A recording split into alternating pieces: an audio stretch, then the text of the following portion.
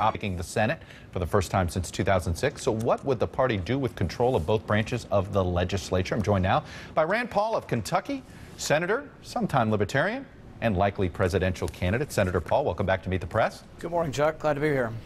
So on Tuesday, if you guys, the Republican Party, gets control of the Senate, have the voters said they're voting for the Republican Party, or have the voters simply said they're voting against President Obama and it's not a mandate for the GOP? How should the GOP interpret winning control of the Senate if that does happen?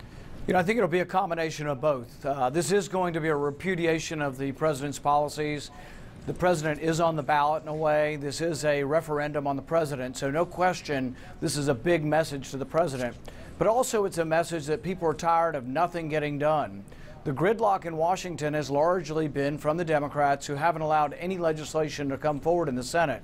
So I think if we win, you will see legislation passed, and you will see legislation sent to the desk of the president.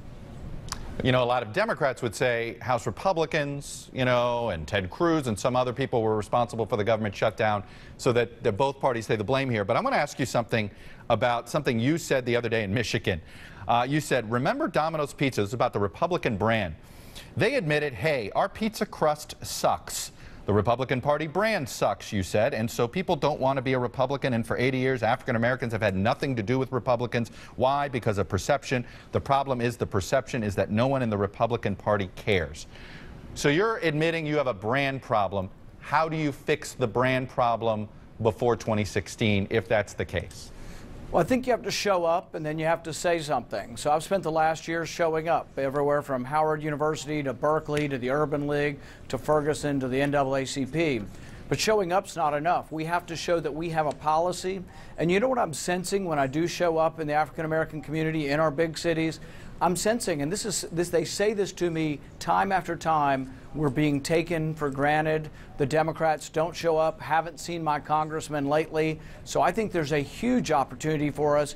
And while not everybody says they're ready to become a Republican, many people say they're glad I'm there and they want us to compete for their vote.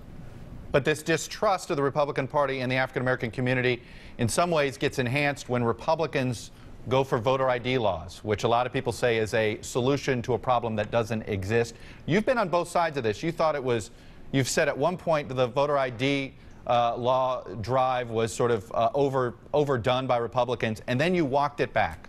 Which is it? Well, it's kind of funny the way you describe it, because my position is pretty clear. I don't think there's a problem with showing your ID, but I do think there's a problem with Republicans saying, hey, our big issue for the campaign is going to be voter ID. Because what it creates is, and a lot of African Americans understandably remember the 40s and 50s in the South, and they remember suppression of the vote, and they equate that.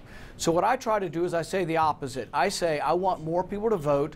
I'm for enhancing vote, and I actually sponsor a bill with Harry Reid that would restore voting rights to people who had youthful, nonviolent crimes, that have served their time. In my state, there are 250,000 people who can't vote because of an old conviction. I have a friend whose brother had a conviction 30 years ago and can't vote. So I want to restore votes. It doesn't mean that I think it's unreasonable. I just think it's a dumb idea for Republicans to emphasize this and say, oh, this is how we're going to win the elections. Early voting should be out there for everybody. I'm for early voting. I'm for more voting. But I'm saying let's go to the black community and compete for the vote. Let's talk about criminal justice and school choice and economic opportunity. There are ways we can get African American vote to come to the Republican Party. Let's talk about a Republican agenda if you get control. Are Republicans going to send a repeal of health care, the repeal of the Affordable Care Act, to the president's desk or not? Mitch McConnell has said that was a priority, and then he has said, well, we don't have 60 votes, so it's not going to happen. Then he has said, well, maybe with 51 votes we can do it. There's been this. Are you lying to your base when you say you're going to try to repeal health care? Or, I mean, is it a serious effort, or is it just something to gin up base turnout? No, I think we should repeal Obamacare, and I think what's made people most unhappy about it is they've lost their freedom of choice. It isn't about the wonky health care policy. It's about whether every American can choose their doctor or choose their insurance policy. When they've made it illegal through Obamacare for you to choose an inexpensive insurance policy, that should be overturned. And so it's a priority. We will definitely have a priority, and we will introduce it and try to pass it. Very quickly, on 2016, do you delay the start of your presidential campaign because you think Republicans should try to have an agenda in the Senate for, say, 6 months? Well, I've always said it's going to be spring till I make a decision anyway. My #1 priority for January will be there's $2 trillion of American profit overseas. I'm going to try to pass a bill to bring that home at a reduced rate, put the money into roads and bridges, and say, look, we've got some problems here at home. Let's rebuild America. Let's do some nation building of America first. And I think we can pass that. There's bipartisan support for it. Barbara Boxer supports it on the left. I support it on the right. The president, once upon a time, supported it. My #1 priority will be to lower this tax to bring American profit and jobs home in January.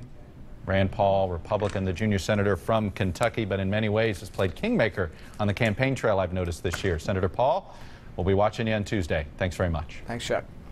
Let's get quick reaction from the panel. Joe, I saw you. No, we were saying during the break, I said Republicans are going to have a positive agenda.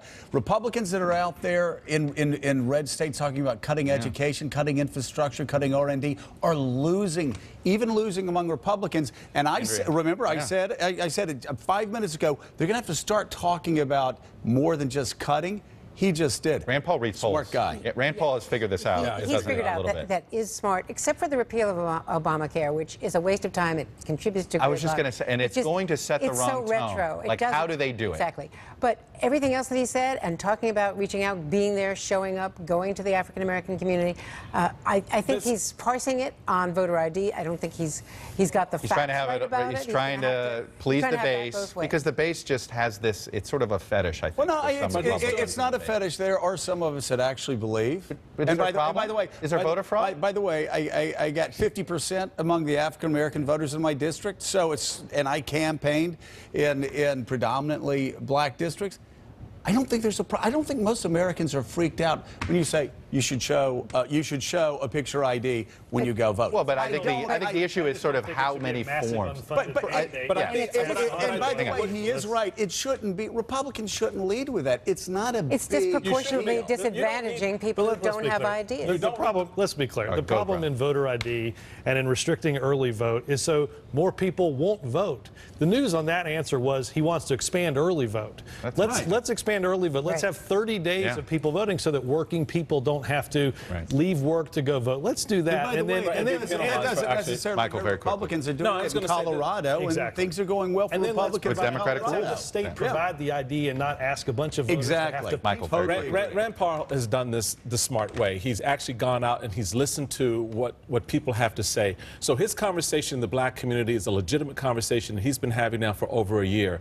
And I've said for that same period of time, watch him. Number two, the perception matters more than anything else. So if I perceive that your policies are racist or impinge upon my access to the franchise, that's a problem. And he's beginning to address that in a legitimate way. So all the talk about what's real and what isn't doesn't matter if I feel that you're suppressing. He's the only Republican who is talking about it. Got to do the pause button. I'm going to take a brief break here from politics. We're going to turn to Ebola in America.